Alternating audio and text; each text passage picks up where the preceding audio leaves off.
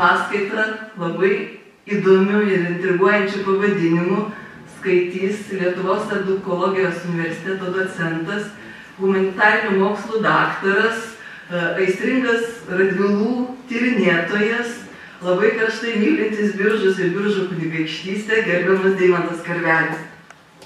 Aišku, aš jau tam tikrą prasme šiek tiek laisvai jaučiuosi, kadangi Biržų krašte turbūt nereikia pradžiamokslio kalbėti, kas yra reformatai, kas yra protestantizmas ir taip toliau. Bet reformacijos tema tai yra visų pirma tikėjimo tema.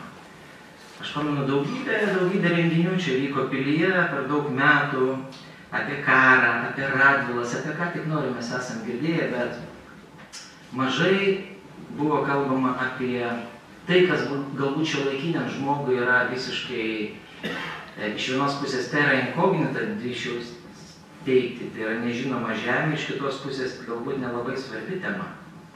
Paprastai tai paklausiant, ar šiuolaikiniam žmogui svarbi tikėjimo tema ir tikėjimo klausimas, ar svarbus ir aktualus, ar tiesiog šiaip įdomus kartais istoriją pasižiūrėti ir taip toliau.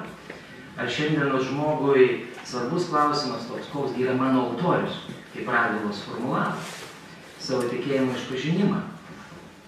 Kaip vakar buvo vienos knygos pristatyme, buvo viena istoriko knyga Vilniuje pristatinėjama apie smurtinius bajorų nusikaltimus 18 amžiuje.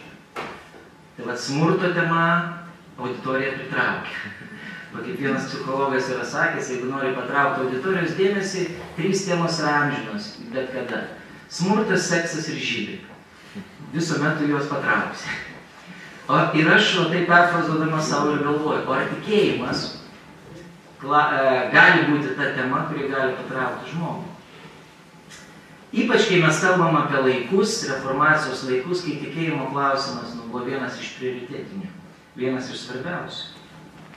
O jeigu šventame rašte yra pasakyta teisingi dalykai, o jame parašyta, kad viskas, kas kyla ne iš tikėjimo, yra nuodėmė, tai šitas klausimas tampa visais aspektais visuomet pirmaeilis. Viskas, ką žmogus daro savo gyvenime, ką galvoja, kokius pasirinkimus vykdo, ypač garsus veikėjai savo politikoje kokius sprendimus priiminėja. Jeigu jie kyla ne iš tikėjimo, jeigu jie nesusiję su tikėjimu, šventas raštas, kuris vis tik tai nėra svetima knyga lietuvių tautai, knyga, kurią į Lietuvą atnešė ne kas kita nei reformacija, protestantai, na, tai tampa iš tikrųjų labai svarbu. Aš dar neišgąsdinau jūsų savo tokį įžangą, ne? Tai aš viliuosi, kad šiandien tie, kurie čia susirinkome, bent daliai žmonių tas tikėjimo klausimas rūpi. Aišku, tai yra fundamentalus klausimas. Kiekvienas žmogus šito klausimu turi ką pasakyti. Kaip yra frazė, kad Lietuvoje yra 2 milijonai krepšinio trenerių, ar ne? Žinovų, visi žino apie krepšinį, gali pasakyti. Kiekvienas žmogus apie tikėjimą, apie religiją irgi galėtų savo nuomonę pasakyti. Ir klausimas, o koksgi tas tikėjimas tada yra teisingas, kokia jo prasmė. Kaip važiuojant pas jūs klausiau radijo laidą ir ten buvo rutuliojamas kitas, mano aktualus klausimas. Kas yra laimė? Fundamentalūs klausimai yra žmogaus gyvenime, kasdienybėje. Tai klausimai, kas yra laimė, buvo uždavinėjami žmogui, kuris šiais metais pabuvojo laimingiausioje pasaulyje valstybėje, kur gyvena laimingiausi žmonės. Galėtume tokią valstybę paminėti? Norvegija? Ne. Ne, tai vat, tame ir kinas. Ir mano visa kalba bus pasižiūrėti tų jūsų krašto oligarchų Radvilų gyvenimą, kurie buvo norvegiškiausiai, turtingiausiai materialiai gyvenantis, vedant mintį prie to, kad tai jiems niekada nebuvo joks prioritetas. O laimingiausia valstybė, kuri turi 72 laimės kriterijus ir tarp tų kriterijų nei vienas nėra materialinis turtas, yra Butanas. Čia būtų atskira paskaita. Ir visi tie kriterijai susiveda į dvasinius, transcendentinius, emocinius ir kultūrinius dalykus. Taigi, Radvilų tikėjimas. Vat ko tikėjo Radvilas? Koks buvo tas Radvilų tikėjimas? Aš norėčiau pradėti vieną ištrauką iš Šventojo rašto. Aš manau, jinai yra fundamentali beveik visoms paskaitoms, bet kokiems renginiams, kurie liečia religijos klausimus. Pats žodis religija man jis yra toksai anachronistiškas, jis labai sunkus, jis toks kaip akmuo, kaip našta. Kaip vienas lietuvių poetas yra pasakęs, sako, religija ir tikėjimas yra du vienos upės krantai. Tik tais ne kiekvienas išdrįsta savo gyvenime perplaukti nuo vieno kranto prie kito, jeigu suprantate, apie ką eina kalba. Visi kažkokia prasme esame religingi, bet kiek esam tikintis. Ir neišeina sakyti, kad 16 amžiuje visi buvo religingi, visi tikintis, dėl to Radvilo epokai buvo kitaip, mūsų epokai yra antraip. Visiškai ne taip. Aš manau, yra tam tikri amžini universalūs dalykai, kurie būdingi kiekvienai epokai. Laiške Žydams Naujajame testamente yra tokia eilutė. Apaštalas Paulius sako. Jeigu apaštalas Paulius būtų gyvas, tai reformacijos jubiliejuje, aš manau, jis paskaitytų tą patį sakinį. Atsiminkite savo vadovus, kurie jums skelbė Dievo žodį. Įsižiūrėkite jų gyvenimo vaisius, sekite jų tikėjimu. Atsiminkite, įsižiūrėkite ir tada sekite. O kam to reikia, jeigu aš paklaustume, o kam viso to reikia? Aš manau, reikia dėl paprastos priežasties, sekanti eilutė yra, turbūt, viena iš pagrindiniausių Naujajame testamente. Eilutė, kurią milijoną kartų visi esat girdėję. Jis skamba taip, nes Jėzus Kristus yra tas pats vakar, šiandien ir per amžius. Tas Dievas, kurį garbina ir katalikai, ir protestantai, ir stačiatikiai, jis yra tas pats, jis yra nesikeičiantis. Žmonių kultūros keičiasi, visuomenės keičiasi, giminės keičiasi, valstybių pavydalai. Bet yra kažkas, kas niekada nesikeičia. Štai dėl ko verta atsigręžti į istoriją ir pasižiūrėti, kaip tikėjo mūsų tie vadovai arba mūsų protėviai. Ir reformacija, kuri kaip tvanas praužė 16 amžiuje per Europą, žinote, per reformaciją yra daugybė mitų sukurta. Kad tai buvo nauja religija, kad tai buvo religija nukreipta prieš katalikybę. Ir tai yra absoliutus mitai. Nes visi tie, kurie pradėjo reformaciją, kad reformacija norėjo pasisavinti iš katalikų bažnyčios turtus, žemės, politinę galią ir taip toliau, bet visi, kurie linko į reformaciją, protestantizmą, ieškojo kažkokios tai utilitarios naudos. Iš tikrųjų, reformacijos šaltinis ir tas kilimas, tas virsmas prasidėjo visiškai ne nuo to.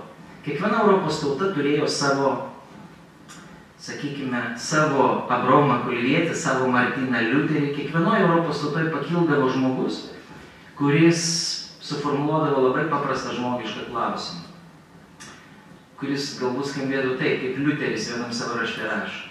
Aš pats noriu išgirsti, ką sako Dievas. Man nepakanka, ką man per mikrofoną bažnyčiai sako, arba kokios dogmos suformuluotės. Aš pats noriu išgirsti savo gyvenimą, savo širdį, savo aplinkoje, ką sako Dievas. Ir dėl to tie žymieji reformatoriai, Zwinglis, Kalvinas Šveicarijoje, Liuteris Vokietijoje, jie visi buvo žmonės, kuriems labiausiai rūpėjo tiesos klausimo išsiaiškinimas. Kokia prasmė yra tikėjimo, turėti tikėjimo, jeigu jis nėra sąmoningas? Vat viena iš pagrindinių reformacijos tezių arba tas palikimas, dėl ko galima reformaciją žavėtis, tai yra būtent sąmoningas tikėjimas. Kai tu sąmoningai suvoki, kuo tu tiki. Ne tik priimi kaip tradiciją, bet sąmoningai suvoki. Visa krikščionybės istorija, ne tik protestantų katalikų sankirta, visa krikščionybės istorija, manau, yra ta sankirta tarp sąmoningo tikėjimo istorijos ir prietarų tikėjimo istorijos. Ir Radvilų atvejis mūsų tautos istorijoje yra būtent Radvilos kaip niekas kitas geriausiai gali parodyti, kad atsiversti į reformaciją arba pasirinkti protestantiškos krikščionybės kelią, tame nebuvo jokios naudos absoliučiai. Priešingai, tai buvo tik ėjimas prieš srovę ir grėsmė netekti, prarasti visko, ką tik įmanoma savo gyvenime prarasti. Ir Va ta Radvilų protestantiško istorija, tas Lietuvos kontekstas, jis labai paprastas. Jeigu taip grubiai sudėti pradžioj tam tikrus faktus, nes norisi šiandien labiau kalbėti apie tas reformacijos vertybės. Kad galbūt prieitume prie atsakymo į klausimą, tai ar yra kažkokia dermė tarp Radvilų darbų ir žodžių ir tuo, ko jie tikėjo? Ar tame nėra jokios dermės, jokio ryšio? Tikėjo kažkuo tai, nauja kažkokia religija, o darė tai, ką darė. Ir reformacija, kaip žinia, 16 amžiaus pradžioje Lietuvoje prasidėjo, bet su Abraomo Kulviečio, Martyno Mažvydo karta ir labai iškart užgeso po kelių metų. Kaip žinia, visa šita karta žmonių buvo dėl religinio persekiojimo ištremta į mažąją Lietuvą, į Prūsiją. Bet antroji reformacijos banga, kuris sugebėjo Lietuvoje parodyti visus reformacijos privalumus, jinai Lietuvoje reiškėsi tik tais dėka to, kad šitą tikėjimą pasirinko stipriausia, galingiausia tuo metu Lietuvos giminė Radvilus. O tai buvo šeima, kurios negalėjo pastumti, jinai pati bet ką galėjo pastumti. Tai mes susidurėm su tokiu fenomenu, kad Radvilų giminė Lietuvoje buvo panašiai kaip koks Friedrichas Išmintingasis Vokietijoje, kuris išgelbėjo Martyną Liuterį, visą jo aplinką ir sudarė sąlygas reformacijai plėtotis Vokietijoje. Lietuvoje nebuvo kitos giminės kaip Radvilos, kurie galėjo tai užtikrinti. Ir iškart kyla klausimas, o kas jiems iš to, kodėl jie taip rinkosi? Istorija susiklostė labai dramatiškai, nerealiai dramatiškai. Ryškiausia reformacijos žvaigždė, apie kurios vertybę šiandien aš norėsiu pasidalinti, galbūt padiskutuoti, tai yra Mikalojus Radvila Juodasis, kuris turbūt visą Lietuvą norėjo pasukti protestantizmo keliu, ne tik savo valdų visuomenę. Visi jo vaikai grįžo į katalikybę, Radvilos juodojo linija vėliau tapo katalikiška, o jo pusbrolis Mikalojus Radvila Rudasis Lietuvos nelaimėjo reformacijai, bet užtat laimėjo savo šeimą ir visi jo palikuonys sukūrė tą protestantišką Radvilų liniją iki pat 17 amžiaus pabaigos gyvavusi. Ir dėl to protestantizmo tos salelės Lietuvoje, net po reformacijos pralaimėjimo Lietuvoje liko tik ten, kur buvo Radvilos Rudojo ir jo palikuonių valdos. Neišimtis ir Biržų kunigaikštystė, Biržų kraštas, ar ne visas Biržų rajonas, pusė Kupiškio rajono. Bet klausimas dabar, kodėl Radvilos palinko į protestantų tikėjimą? Ar katalikiškas tikėjimas buvo ne tas? Katalikiško tikėjimo Radviloms būtų užtekę realizuoti visas savo politinės, karinės, žemėvaldinės, turtinės ambicijas, kokias tai gali turėti tiesiog žmogiškas žmogus. Bet štai Mikalojus Radvila Juodasis, nežinau, ar apie jį kada nors bus parašytos normalios knygos, sukurti, ta prasme, normalūs filmai. Kažkada, kai mes čia Radviliados filmą pristatinėjom, aš nepamenu, ar pasakojau, kokie epizodai dingo iš tos serialų, nepasakojom? Pusę lūpų. Kaip? Pusę lūpų. Pusę lūpų. Cenzūra. Kaip? Cenzūra turbūt buvo. Ne cenzūra, tai buvo tiesiog supratimas, kad geriau užtenka pristatyti Radvilas Lietuvos visuomenį kaip galingą giminę, kuri daug tautai, kultūrai, valstybei nusipelnė ir taip toliau. Bet kai buvo prieita prie tikėjimo klausimų, pasaulėžiūrinių klausimų, kas patiems Radviloms buvo svarbiausia. Juk Radvilų testamentus, kaip skaitai, va tie trys jų gyvenimo leitmotyvai, gyvenimas dėl trijų garbių. Ir tai nėra panegirnės literatūros tuščia ir mirusi raidė. Kaip Liuteris savo visas 95 tezes jisai ir kaip rašė. Taigi pirma jo tezė yra apie ką? Apie pinigus iš vis nekalba, tik nuo 27 tezės. Kad kiekvieno krikščionio kasdienis darbas turi būti nuolatinė ir nesibaigianti atgaila. Kiekvieną dieną reikalingas tas ryšys su Dievu. Nes mes visi esame beprotiškai kritę nusidėjėliai kiekvieną dieną.